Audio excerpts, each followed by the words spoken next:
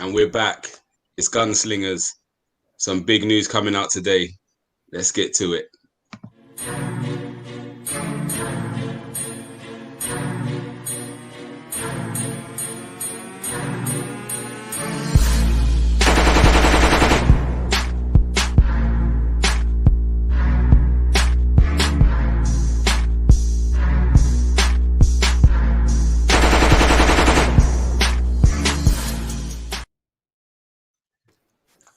Yes, people, we're back.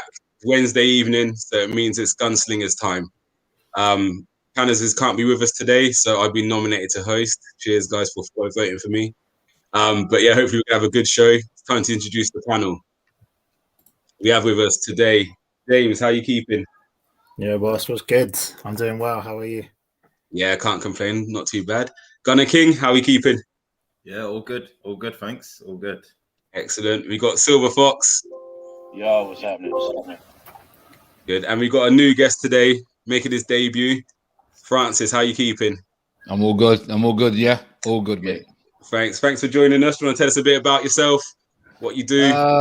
Former pro, former agent, BBC pundit, married, 4 kids. Now I do YouTube. So quite a bit. you got a long career then, a long span of career. Yeah. I recently started the YouTube business, so yeah, that's me. Brilliant. Thanks for coming on as well. It's a pleasure to have you on here. My pleasure. We're going to be picking your brain. So as everyone knows today, really and honestly, some good news is coming out from the reports. Sounds like we've done 2 transfers in a day, which is very un-Arsenal-like. I haven't seen that since maybe the 8-2, which we won't go into too much detail about. And then we signed 5 within a day. But it's good news. We're getting business done. Hopefully we get them registered in time for the game against Chelsea on Sunday. So we're going to go through the panel, see how everyone thinks. James, you can go first. What's your thoughts on the Ødegaard stories that's coming out? Yeah, man, baller. I'm glad we didn't get Maddison, but for 29, 30 million for Ødegaard, I'm not saying it's going to be the steal of the summer, but we have a talent on our hands, and it's not just on loan, is it? So, yeah, I'm buzzing. I think it's 30 million well spent. It's half of what Maddison will have cost, and hopefully we use the other budget which we would have saved wisely. So I'm buzzing for the signing. Good. And you think he can be the difference in this Arsenal team? I don't know if he can be the difference, but I think he can be a part of the difference that we're going to see in the squad. So we'll see. I think all round it's a good positive signing. So yeah, I'm optimistic. Decent. Francis, how about you? How you feeling in reference to the Ødegaard transfer? No secret. I mean, I think he's, like you said, like James said, I love purists. I love, people that get it down and look round the corners and play triangles, and he's perfect fit. I just think we need more to make him, because he's not the type of player that will be able to roll his sleeves up and drag us where we need to be. He needs to be part of a team where the others will be able to find him and give him the ball, etc. So hopefully, it don't turn out the way Ozil did in the end, and we get the first part of Ozil style with him. Hear that. Gunner King? Yeah, I mean, I think he's got the potential to be a great signing for Arsenal. I think, we look in isolation a lot when we look at his form of last season. I think not considering the injury sometimes jades our view of him a bit. I think it's difficult to come back from an injury, no matter how big or small, especially when you're in a new team as well and you're barely settled before you got injured in the first place. So very true. Look, he had an impact in some big games. I think he's definitely got the right sort of technical ability, stuff that the others have already sort of brought up. The only thing for me, I just think if I was to look at him honestly and critically as well, I would want him to want to add goals to his game. And I think that's something that he would probably admit himself. And I think that's what he'll work on in training. And if he can start contributing there and matching the sort of numbers that he's got creatively for chance creation, then, I've got no doubt he can do that and kick on with us.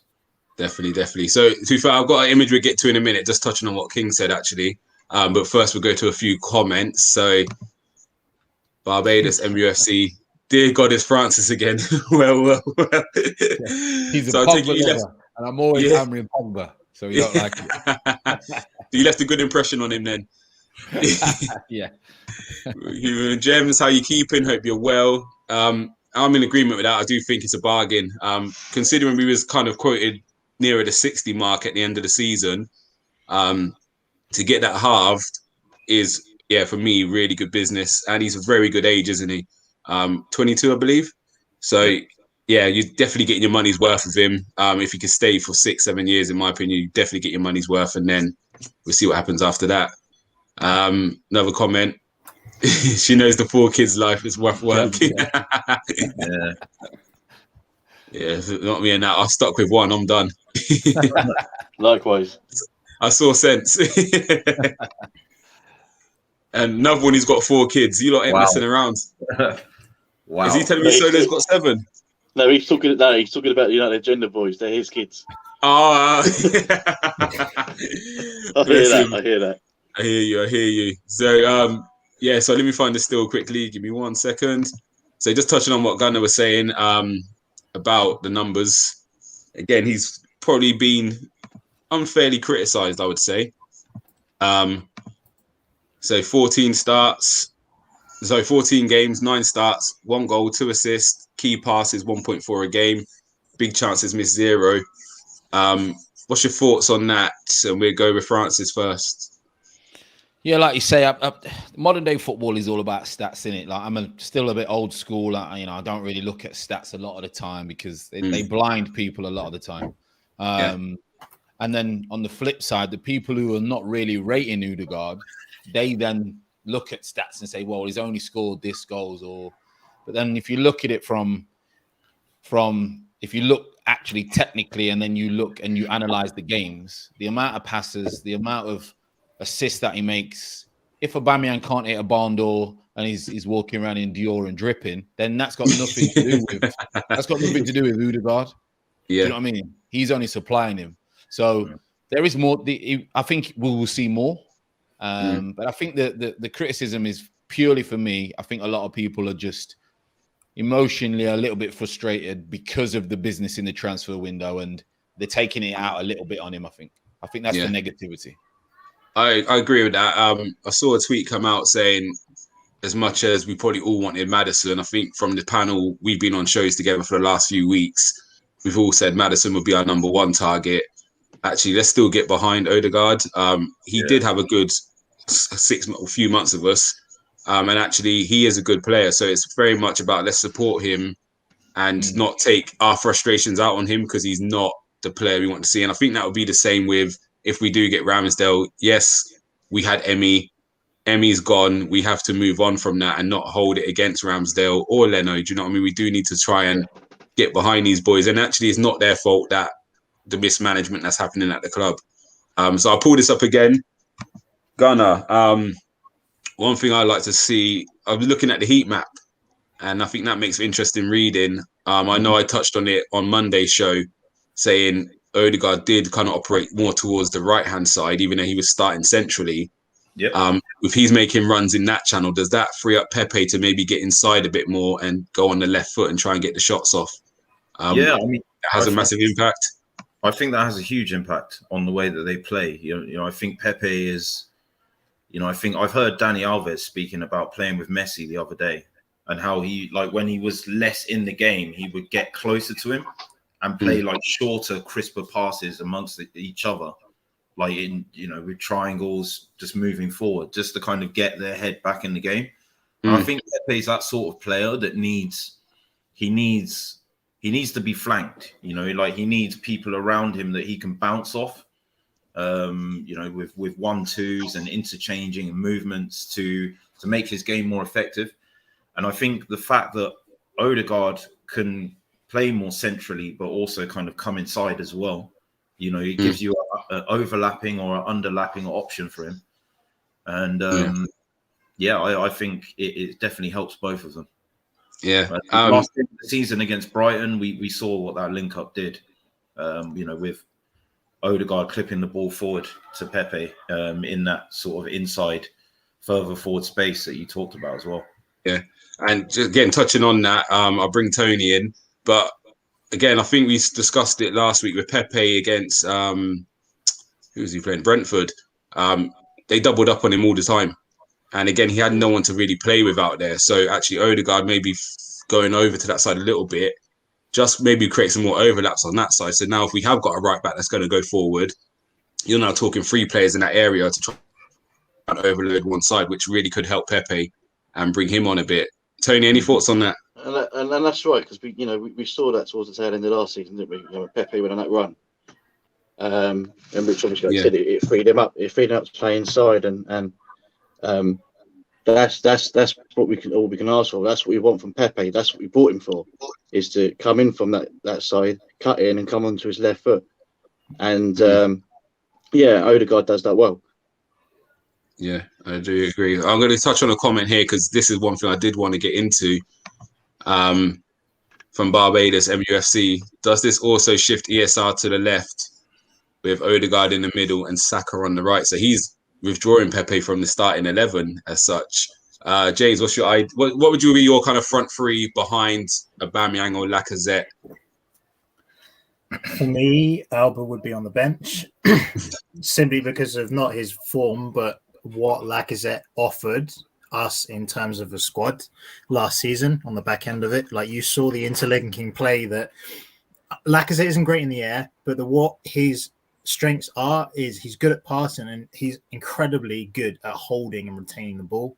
You've seen it with Ødegaard and ES. So this is what I'm most looking forward to. Is in Brentford, we seem to be relying on Smith Rowe for the whole of creation. He was getting the ball, running, passing, everything was coming through him. And I think now that we've seen is the Ødegaard plays really well next to Smith Rowe. The combinations that Francis says, 1-2s, like playing in triangles, and just the moving the ball quicker. That's what we seem to lack. It was a slow game from us. And I think Ødegaard's key to really running the game. I'm not saying his creativity is going to be what we really want from him. I just think what he does for the generalization of the team, he gets everybody involved, and that's what I'm really excited about. Yeah, definitely. We got one here for you, Francis. You said Ødegaard's too good for Arsenal. Do you want me to answer it for you? We're still a big club. We're still attractive. We're a big club still. It's because I did say, and I still stick to it, to be fair. The way that he plays is too good for us at the moment, because the team that we have are not on his wavelength. And you've seen that in games last year. Now, the Pepe thing, I'm one of Pepe's biggest critics. Nice to meet you as well. I'm with you. I'm one of Pepe's biggest critics. Not because I don't think he's a good player, but the other side of it, what I want my players to do when I need you, he don't do. Yeah. But I was talking to Curtis Shaw. I was talking to him earlier, and he's a big Pepe fan. Yeah. And he was saying, Fran, but it's all to do with the right back. It's always to the right back. And I was saying, I know what you're saying. And James made a good point there about, obviously, and Silva with the Ødegaard being able to link with him and provide him more and more and more of the ball, which probably that he needs. So I am critical of him, but I think, again, like the lads say, Ødegaard will bring that little bit more of giving them the ball more, which they need. Yeah. And I'm in agreement with you. I like Pepe. I do think he has got unbelievable ability in his boots. But again, I think he's not a luxury in this team, but we are 10 yards too deep for him. Do you know what I mean? So he's doing his work in our half a lot of the time. So a lot of times he goes to drive. By the time he's beat a player, he's only on the halfway line. It's a nice, which isn't his fault. Yeah. There's a big collective. I think if we perform better, have better players, Pepe, ultimately we will be better. But I think we need what you see of Smith Rowe and Saka is they grab the great game by the scruff of the neck, don't they? They drive us forward. And I would like to see more of that from Pepe. But equally, not every player can be like that. Some players are going to play on the fringes. And what he does have is that end product, doesn't he? He really does have that killer instinct, which we've lacked for a little while from them positions. So hopefully this signing can bring out an extra 20% from Pepe, because he's got the ability, hasn't he? He really has. So let's go through. Gunnar, what would be your starting front 3, like behind the striker? I don't think it's really about one starting three. I think it's the fact that you've got options to be able to rotate them depending on opposition. I think there'll be some games where maybe Saka or Pepe might benefit playing on the left more based on the strengths or the weaknesses of the opposition right back. But they can start on the right as well. Smith Rowe, I think an interesting way to make sure he gets a lot of game time is to have him alternating between two positions. So on the left and centrally as a 10 as well. You've got Martinelli to factor in there as well. I think, to be honest, I would want to be giving him game times on the left before casting him to the walls and putting him straight away as a striker on his own. He gives you an option on the left as well. And it's just more about having different bits of the jigsaw that do different profiles that have different strengths. Now, I think with Ødegaard, he's a chance creator. I'd like to see Smith Rowe become a bit more of a chance scorer, like the final action kind of goal scoring midfielder. And I think that's the way I'm seeing his game develop. He was unlucky the other day with the chance he did have, but I think we've seen throughout like last season as well, he likes to get in on goal and shoot. So yeah, just depending on what you want for what game, I just think it's good to have these options. They're all good options. Real. Tony, we're going through, what would be your three? I would stick with Pepe on. If Ødegaard's in, I'll have Pepe on the right, Saka on the left, and then you'd have to put Aubameyang up top. With Ødegaard behind him. I like Smith Rowe. I'm finding it hard to keep him out of the team, but for me, I want to see more Pepe. I think Pepe is going to come good this season, and what we've said before with what Ødegaard can do for Pepe, and that's just me. That's what I want to see. Yeah, I agree.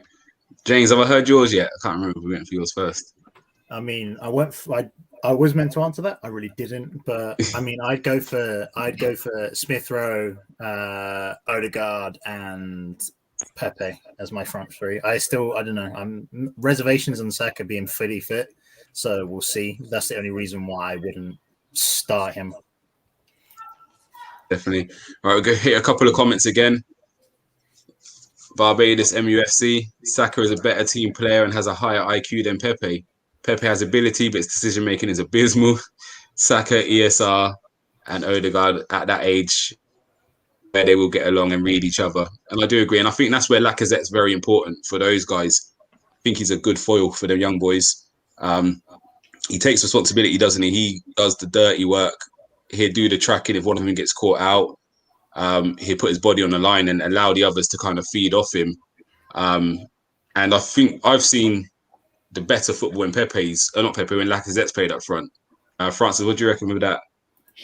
Yeah, it's amazing that we say here that Aubameyang's, he's not in our 11, which is crazy, really. But at the end of the day, football changes very, very quick. You've only got so much credit in the bank before people start questioning, what you're up to. There's clearly a problem with Aubameyang, Arteta, whatever's going on in the camp, which has probably been going on for months. So I would go Pepe because he's got something, and we just need to provide the ball more for him.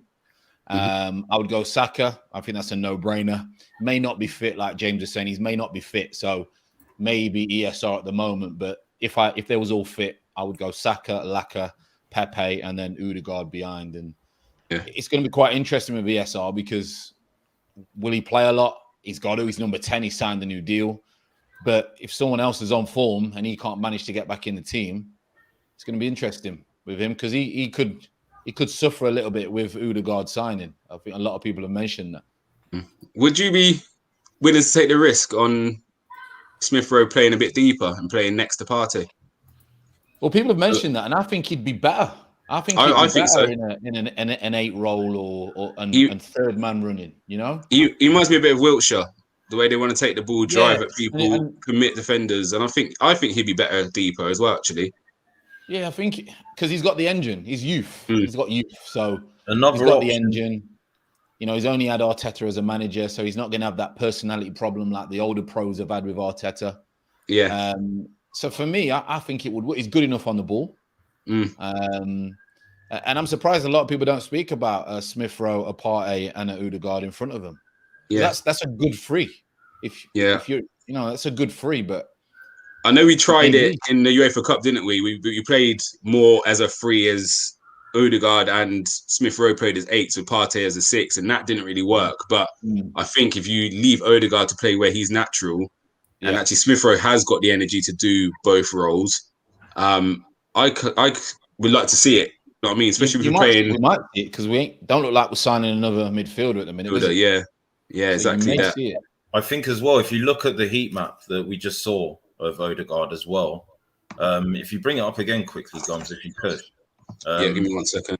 You'll see like the midfield pockets that he picks up a lot of space in. That, you know, a lot of them are in the deeper positions. You see the base there in your own half. You know, you can operate in those deeper kind of spaces and half spaces as well.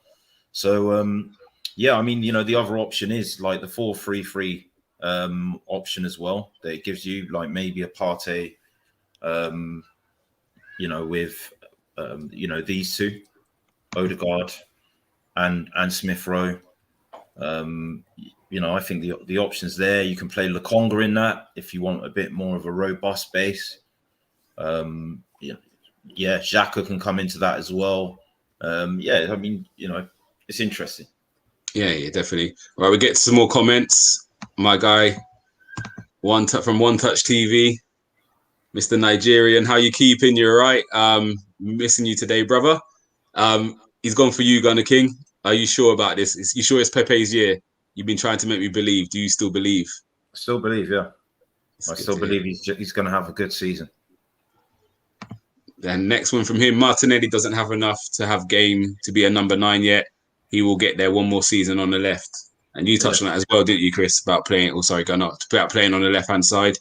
We've got a comment from Cameron. Sell everyone. Start afresh. Buy some... Whoa. Buy some Spurs Academy players. They're obviously doing something right that we aren't doing. But I believe the core of our problem is Holding's form. I think he's coming for Tony. I'll let you address that, Tony. Don't listen to him. He sat like 10 feet away. Don't give him the time. He sat 10 feet away from me. He's on the wind-up. Oh, okay. I'll let you hit him then. I think he gave ESR number 10 because he knew he wasn't signing number 10, just so he signed and knew he was there for the future. I don't think ESR is strong enough for the middle of the park. Bullied. Oh, I'd like to see it. I disagree. I don't think he gets bullied. Like you saw against the Brentford game in preseason as well.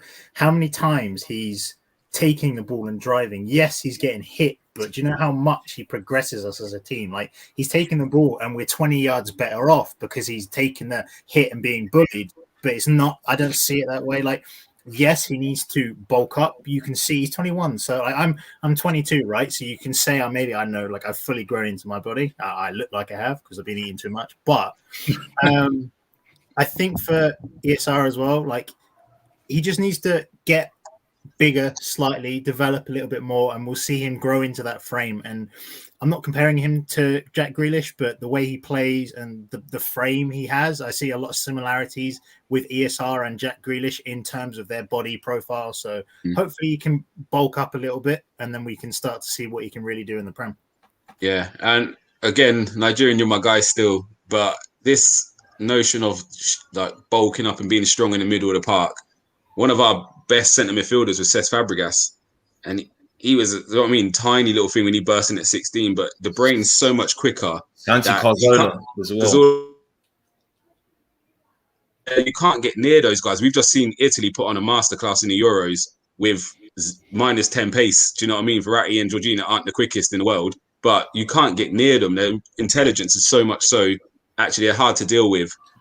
So I do get it's the Premiership, but equally, I think if you're good enough, do you know what I mean? You don't need to rely on those attributes. Sometimes you can, do you know what I mean? Just use your footballing intelligence to get through. So he's coming again. ESR is not strong enough to be centre mid, bro. He's not giving up. Stop the madness between number 10 and on the left. He will play 30 games this year. ESR will be fine. So yeah, I think he's got him in his team, but we'll see. I think time will tell. But as Gunnar touched on, it gives you options, doesn't it, to move things around. So I think there's talk coming out at the moment that the second deal's been done. So it sounds like we're getting a number 1 or number 2. What's your thoughts? We'll go with James. I don't know. I've lost a lot of trust in Leno. Like when we won the FA Cup in the back end of not last season, but the season before, he was playing really well. He was playing some of the best football I've seen him play. He looked confident and that kind of stuff. But I think recently, I don't know if you guys agree, whenever he's on the ball or whenever our back line is passing to him, we look shaky. We don't look confident.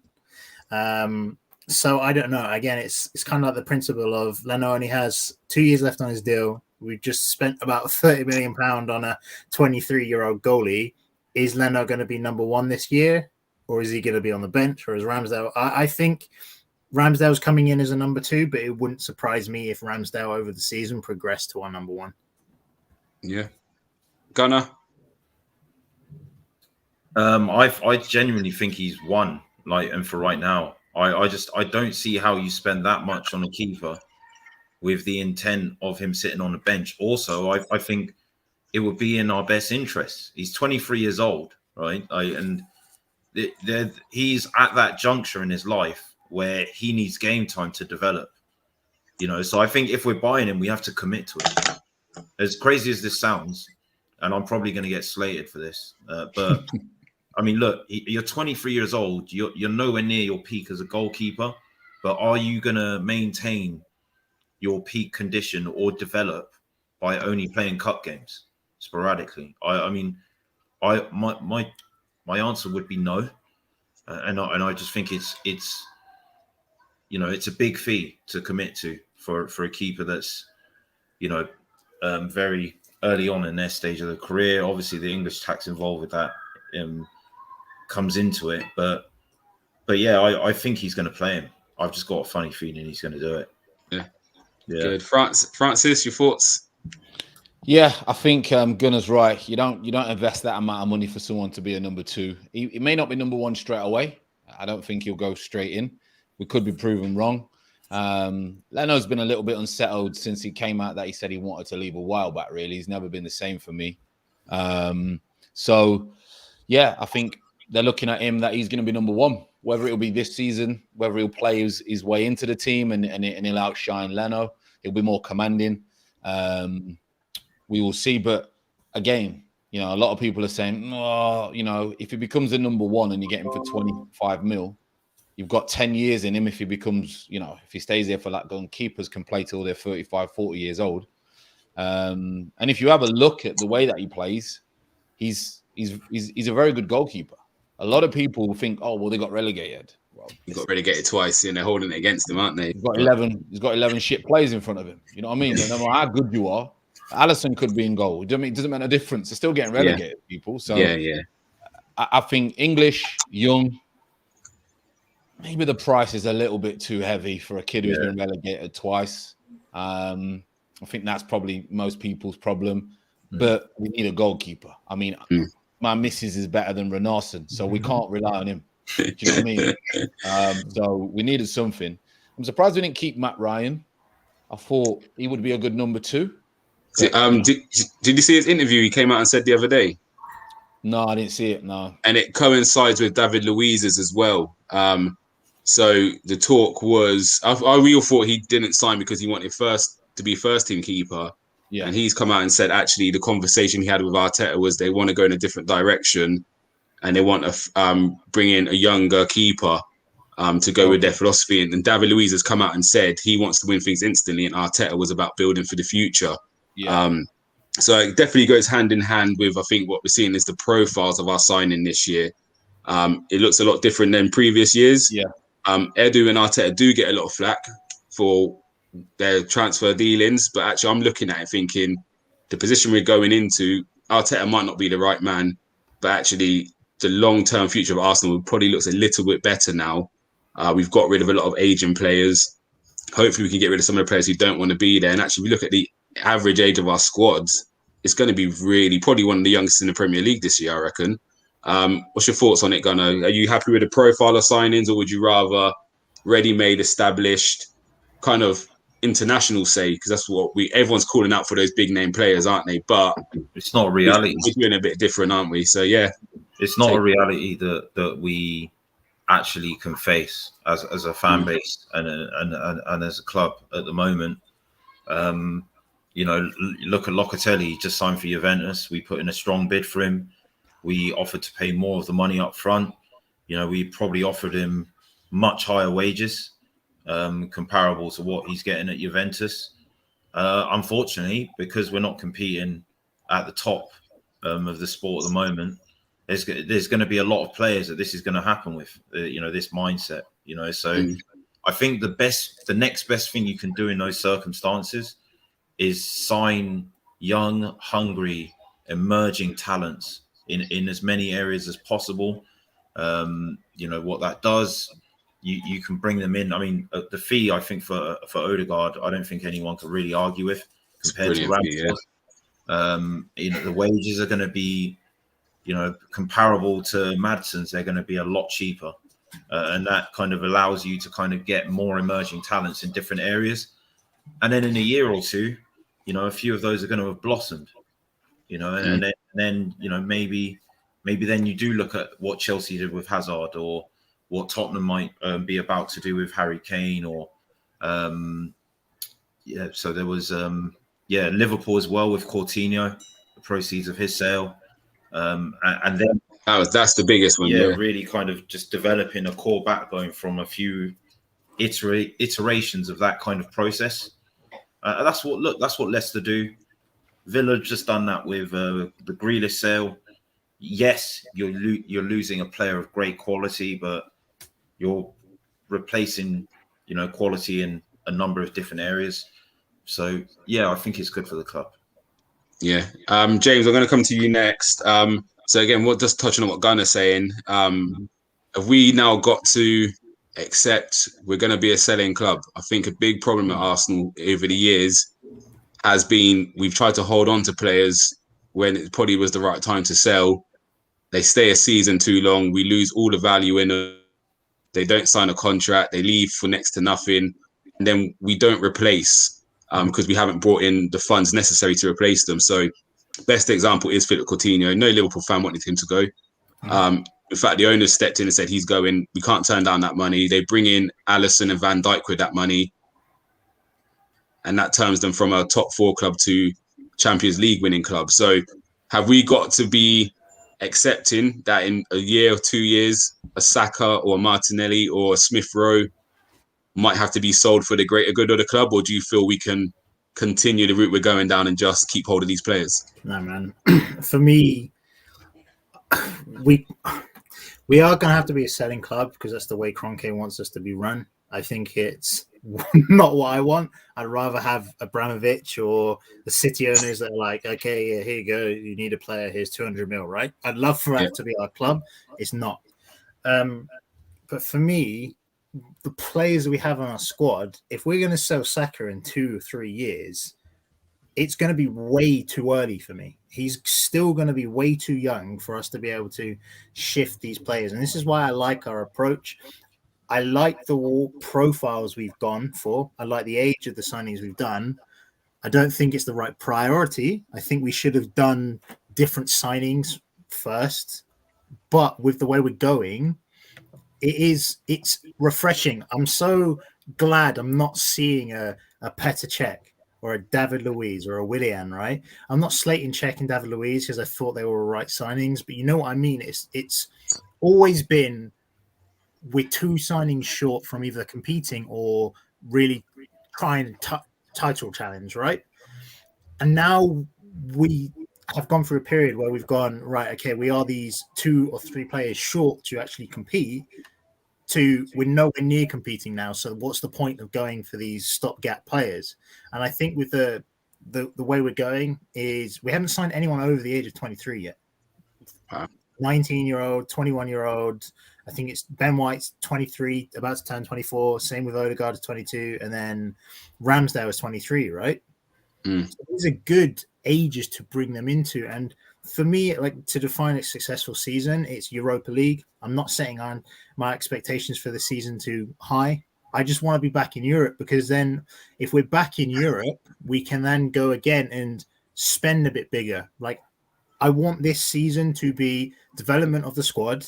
Hopefully, if Arteta can sort out what he's doing, development of Arteta, so we now have a philosophy and a playing style that we all believe in, and then we can do what Liverpool or Chelsea did, where they've looked at gaps in their squad, because we're going to need to replace our strikers. Lacazette's going to go this season or next, and then Aubameyang, and that's where I'm excited about, because we can then spend big in these glamorous signings, what we need. So I think overall, with the signings we made, it's improved our squad, but in terms of the structure of it, nothing first 11 wise, which I think we needed, but I'm okay with what we've done. Yeah, agreed. And we've got loads of comments in the chat. We'll get to them in a minute. But first, Francis, if you could tell us what your thoughts are on the profiles of signing. And obviously, there is a clear direction of, we're not buying stopgaps. We're not papering over the cracks no more with bringing in David Luiz or Willian just to do a job. We're actually building a brand new wall. We're starting afresh. We're bringing in these younger players who we're going to build a team around in the future. So what's your thoughts on the new profile and direction Arsenal are heading in? I mean, the standout about, like you say, the statements from Ryan and David Luiz is the club want to go in a different direction. I don't think the fan base understand. And that's where you get a lot of frustration. You get a lot of negativity. You get a lot of critical people online on platforms because of the frustration that they don't want to accept that we are where we are. Now, people want to be like Leicester, but they don't want to do the progress. They don't want to go through the transitional period. And people will say, yeah, well, Fran, the transitional period was supposed to be when Wenger left and blah, blah, blah. It was, but they got it wrong because no one knew what they were doing. Transitional period can't be, oh, well, it's 4 years, because you might spend 3 years not knowing what you're doing. So it has to be longer than that. The sad thing is as much as I like what Arteta's trying to do, I'm all for bringing you through, not paying someone towards the end of the career to try and keep it all knitted together and try and get instant success if you've not got the budget. Bring the players in, etc. Get a philosophy, which we want, the right path. The only problem is it could come at a big cost for us as a club, position-wise. So that's what we've got to accept, and I don't think people are willing to accept that. I mean, I'm not, because I'm used to Keown and you know what I mean? So I'm not used to it. And I'm not one of them say I won't accept it because I don't have any pull in Arsenal, but it's a little bit frustrating when you want us to do well, but you also have to see the vision of Arteta. Now, I like the vision of Arteta. I just don't like the fact that he can't get our football team to play the way he wants to play because they're not good enough. Yeah. If he goes somewhere, I said earlier in the stream, if he goes early, if he could go somewhere else and everyone would be raving about him. The new Pep, tick-a-tacker, blah-de-blah-de-blah. We don't have the players to do that, and he needs time to build what he's trying to build. The problem is there's so much negativity towards him because we want instant gratification that I don't think he's going to get the time. And then if someone else comes in, what is he going to do with a bunch of young kids? That's a problem. Yeah, I do agree. Just a quick one, just to pick your brain and throw one out there. Would you take 6th place finish, but real good attacking intent and good football? Because my issue is I'm not too... yes, I do want top 4. Ideally, I think this year top 6 should be achievable. But I'm tired of watching the football. I think the football's dire, and that's what's really frustrating me. It's not actually winning and losing games. Because again, I look at his record against the top 6, and it's better than Emery's and Wenger's of recent years. Do you know what I mean? He's actually going to Old Trafford and getting wins, beating Chelsea, do you know what I mean? Taking points off Liverpool. So we've improved there, but we're not beating the little teams now. And I think what we're playing isn't the Arsenal I grew up on. And that's my frustration. So if we can get back to some good football like the good old days and sacrifice a bit of position, because again, we have got youngsters in that team. So you could say, right, we could take 6th place now, but in 2 years, when them boys get to 23 to 26, we're now looking a solid team. Would you sacrifice the position for the football, or are you all about the position at any cost? I mean, I'm a purist. I like to be entertained. I like to see football, but there's no point I've played for many managers where they say, well, there's no point in us looking pretty if we're going to be in a relegation fight. So yeah, it's a catch-22, really. I think the reason that Arteta's teams do all right against the top team is because the players want to do all right. But when they play a Burnley or when they play a West Brom at the time, they don't have the minerals because we ain't got no leaders. We ain't got no big fellas, as in like mentality-wise, we're weak. Yeah. And then also on the flip side, you keep your ESRs, you keep your Sakas for 3-4 years. If they do well, someone's going to buy him for 150 million. Kroenke is not going to keep a player if he gets offered 150 million. So football changes very, very quickly. And you need to, managers can get sacked after 6 months. You need to, 5 years down the line is great if you're at a League 2 club and the chairman says you're going to be the manager for 5 years and you can have a philosophy for 5 years, no pressure.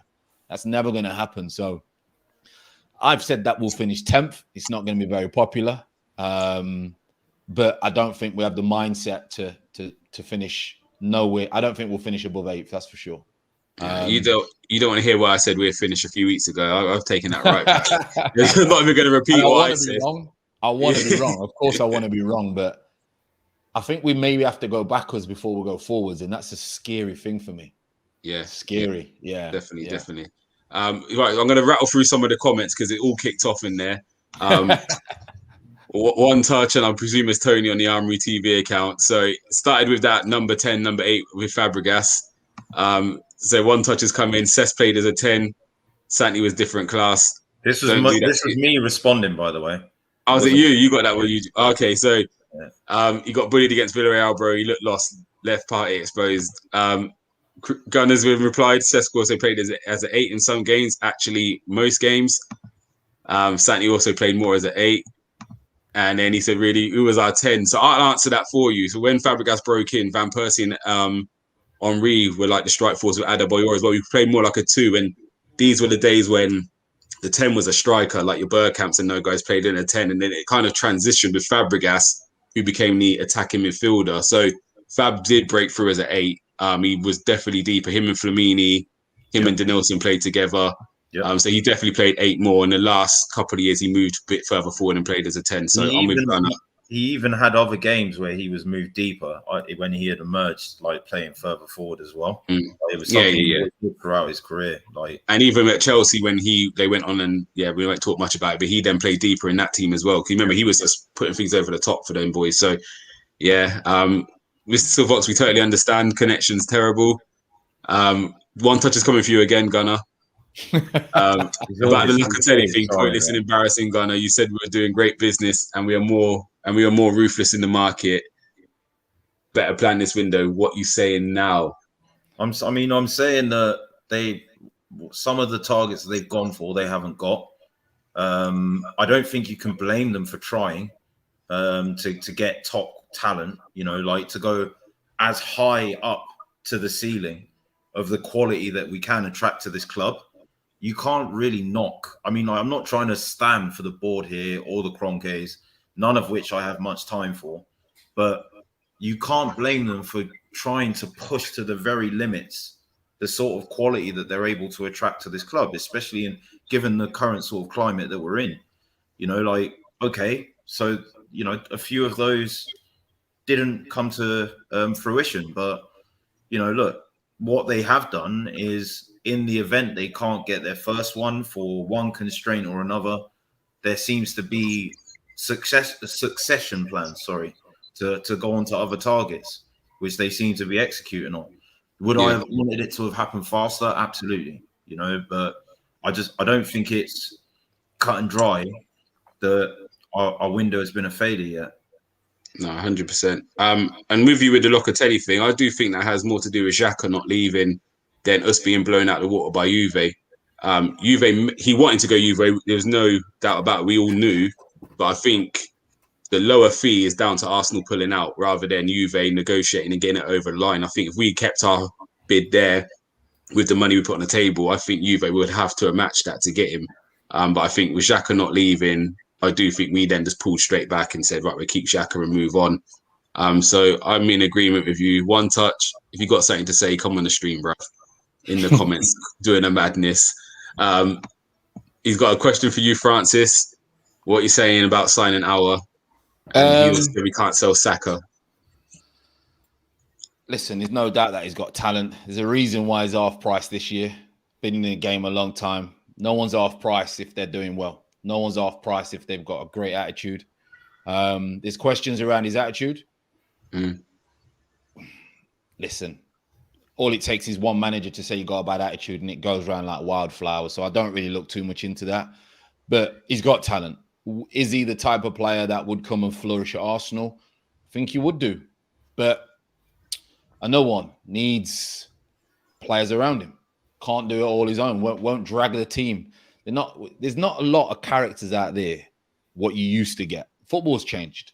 Football's changed. You know, you don't get players, Vieiras, Keanes, and I'm older, so you know they're the players that I look to for. So you don't get that. Xhaka, unfortunately, is the only one who's got a bit of bite about him, and we absolutely slaughter that fella.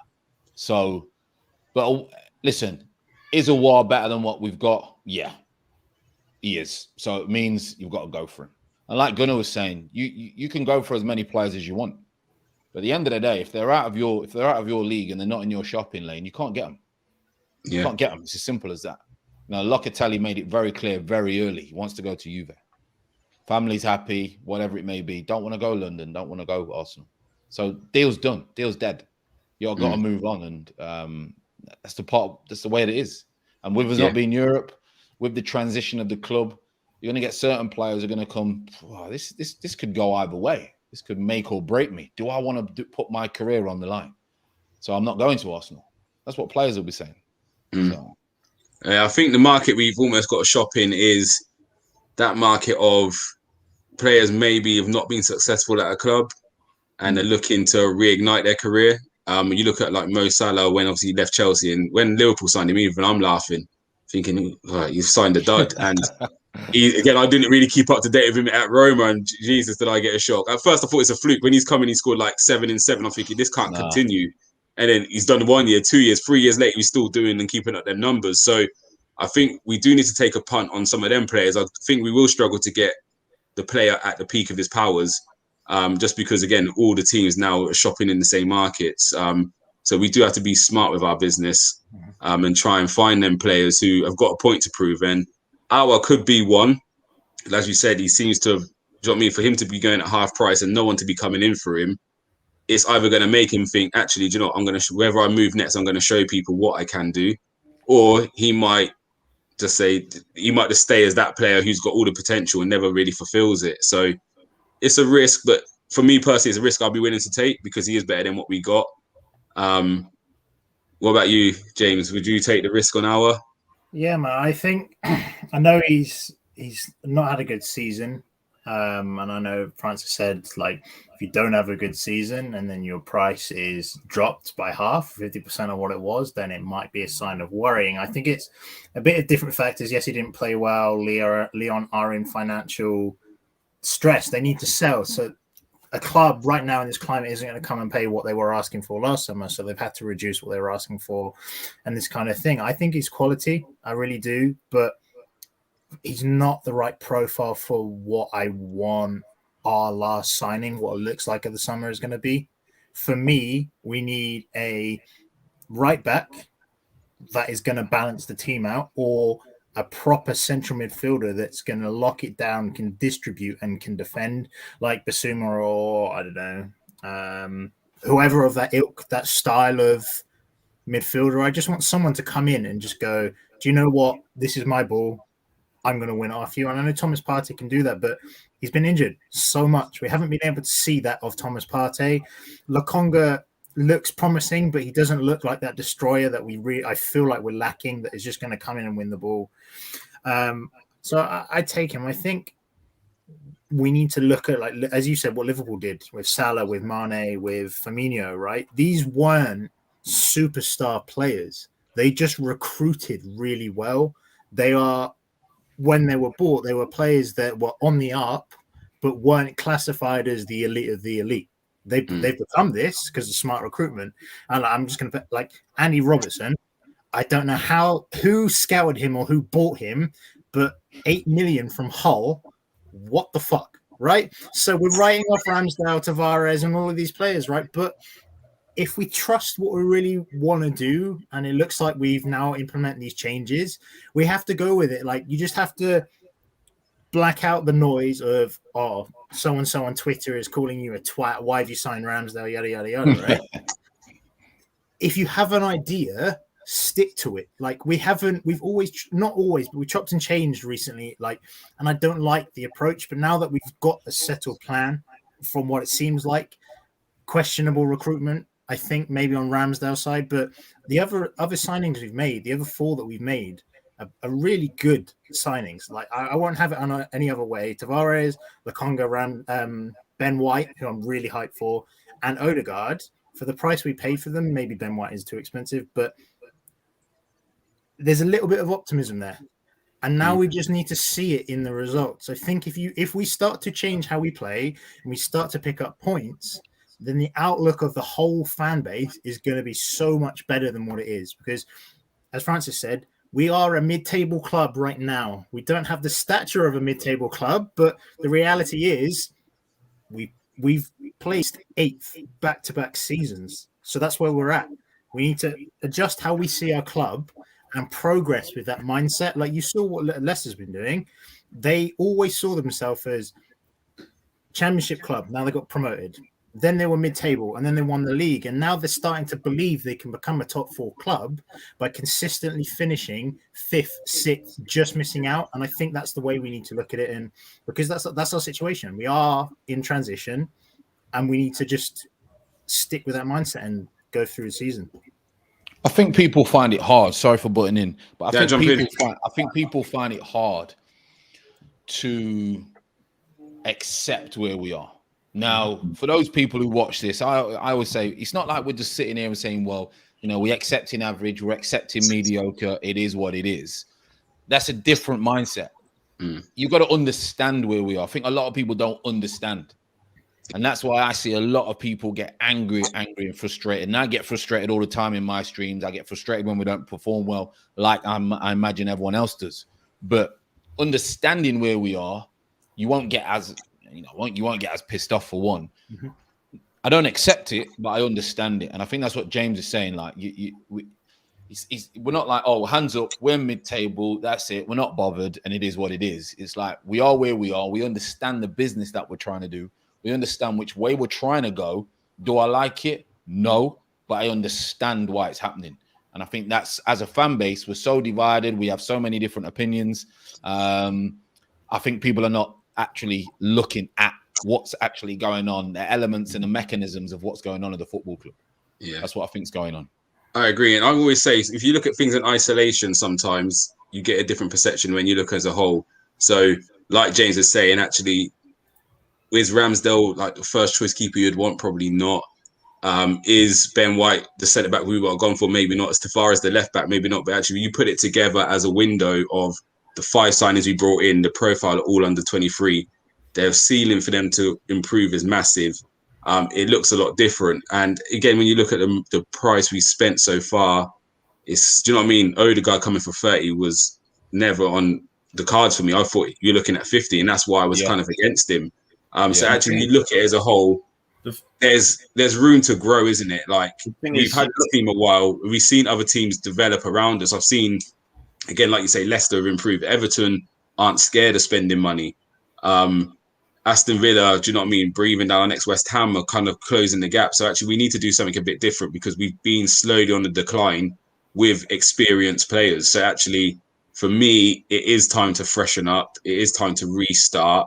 And we do have to be a little bit patient. For me, it's just the football. If we can improve the football and we can see an actual direction, then I would happily, do you know what I mean, see 6th place, because to me, that's an improvement. And actually, you can see a future with this club, with these players coming through.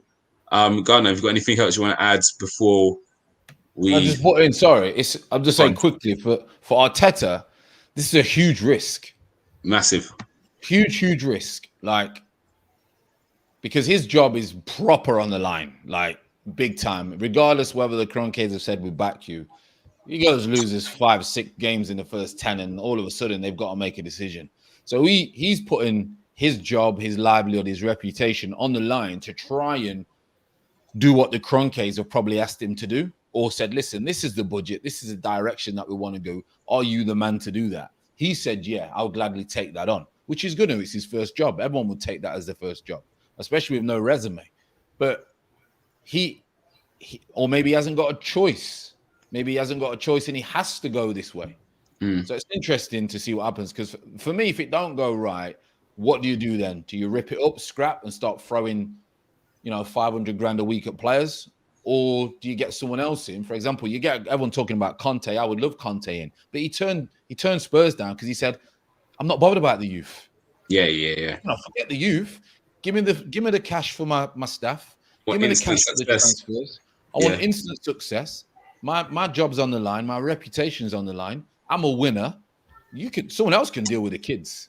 You know what I mean? So, boy, I think it's one of the things only time will tell. My thing is we've done it with them old experienced guys, giving guys 150,000, bringing in Mkhitaryan and these players like that, and it hasn't worked. We've been out of the top four for a very, very long time. Even under Wenger, we was out of the top four.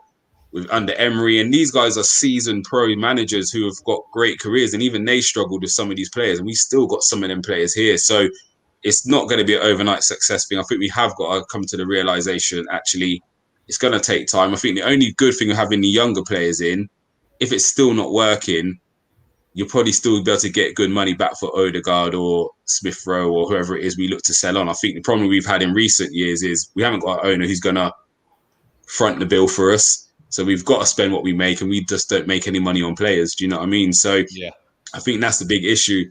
Gunnar, anything you want to add to that? We've got a few minutes before you wrap up. Yeah, no, I was just going to say, like a lot of teams, you look at Leicester, when they sell a major player, they reinvest in younger players that haven't quite hit their prime, and they bring them into their prime or a lot closer to it. And I think it's a solid strategy if you're looking at good up and coming young players, and those guys all maturing together and around the same time. It will be a learning process. It's not. People just need to be willing to accept that, really, and just be a bit realistic of what their expectations should be based on like the end goal, which might not be where the players are in the here and now. And that's exciting for me. I think, if we go wrong that way, then at least we do go wrong with players that are able to kind of kick on, that we're not going to lose money or face on. And I just think the overall kind of long-term good that can do in terms of putting together a core that potentially could be playing together for years to come, I think breeds continuity right throughout the squad and like the player and the team ethos as well. Yeah, definitely. Right, a couple of comments before we go. One Touch, Tony said he wishes you were on the show. This is made for you. One Touch has bit back and said, Gunner King is Skip Bayless to my Shannon Sharp. I love him. He gives me life. I live for our debates. We're never getting Locatelli, bro. See you all next week. So, we'll see you next week. We have missed you today. Talking in Pigeon says, talking about smart business, the only smart thing Edu and Co have done in this transfer window is Ødegaard signing Ben White, good player, but overpriced. Again, time will tell. Tony's come and said, Ødegaard wanted to come back, shows his character. He had some good games, but had some challenging ones too. To have the desire to come back and play and improve says a lot. Something Saliba should take note of. You couldn't hold it back. You had to take a dig at Saliba, didn't you? It's the Rob Holdings #1 fan. Just a quick one before we wrap up. Got one question for all of you. Real quick answer.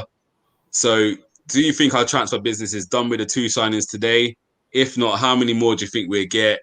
And who ideally would you like to see? Gunnar, we're going to go with you first. 30 seconds, and I'm monitoring the time. I'd want to see another right back and another CDM come, or central kind of player that can be a bit combative, good solid kind of physical presence, tackling, ability to intercept, good recovery pace as well. And Bissouma's just been the guy I've wanted all summer, above anyone. Not to say he's the best player. I just think our midfield needs that, and a partnership with him and either Lokonga or Partey could be quite compelling. Definitely. Right, James, on to you next. I think 1. I hope for 2. If we can get 1, I'd like a right back as a priority. I want either Emerson Royal from Barcelona or Max Aarons. But if we can get 2, I want Bissouma and either one of those 2 right backs. Cool. And Francis? Yeah, I think it's evident that everyone wants the same position. So I would go Max Aarons, and I wanted Ruben Neves because I don't think no one's good enough on the ball to dictate play. But I see with the lads saying that they want more of maybe a physical presence in there. So yeah, I get that. So it's very evident what we need. Definitely. Tony's come with Aarons as well, double A. For me, I'm in agreement with you, Francis. I want to see more of a ball player in that central midfield position because as much as I think Bissouma will let us press up 10 yards higher, equally, we want to play out from the back and we need someone who's going to be able to do that. And I think that's what we really miss. No one said a striker. So are we all happy with Lacazette going into the last year of his contract and staying? Or are you looking to sell him? We ain't going to sell him, but we've got to stick with him. That's the situation. Yeah. I think we'll be all right if we create chances. I don't think they'll deliberately miss. So I think if we create the right chances going forward, I think we'll be all right. So you happy going into the season with him in his last year of contract though? So him walking out on a free? Yeah. Well, I'm old school, accepting it. I ain't offering people new deals if they're too old. And you're not selling him either. You're just going to keep him, see it out, shake hands, and goodbye. Players are smart. I mean, when I was an agent before, I used to tell my players, see 12 months out, you get more money. Players don't want to leave in the first with a year left. They get double the money if they run the contract out. Makes sense. So it looks like you're going with Lacazette staying. And Gunnar, that's last thought, Gunnar. Lacazette, we selling, keeping, offering a 1-year extension. What are you doing with him? I want him to be offered at least 1 year in extension because then it leaves you in the same position 12 months from now that you're in now. And then I think that bedding in period would help him kind of bed in and integrate Martinelli and Balogun a lot more into the first team to kind of finesse and round their training. So I think a lot of people look at he's going to walk out for free kind of situation from this perspective of a fiduciary kind of like a financial kind of way outlook and take on it. But what he could do to develop the games of Balogun and Martinelli, Smith Rowe, your Saka as well, you know that's invaluable. If you were to put a price on that, probably be more than 10, 15 million. That you would expect to recoup from selling him now. So, like it swings and roundabouts. I think if he stays for another year, he's good for the less experienced players to like look at as a beacon, an example, an oracle, to kind of learn from as well. I do agree with that. And if he takes us to top 4, get Henry as a striker coach. That's what we need. Yeah, brilliant. Right, guys, we're going to wrap that up. Otherwise, we're going to keep going on. And I've got nothing to do tonight, so I'll keep you all evening if I wanted to. But yeah, we're going to wrap it up. Thank you for coming on. Gunnar King, as always, really good. James, brilliant as well. And Francis, thank you. Great debut. Hopefully Ødegaard can have his second debut like you've had today. And yeah, really appreciate you coming on, bruv. No problem. My pleasure. Good to be on. Brilliant. And before we go,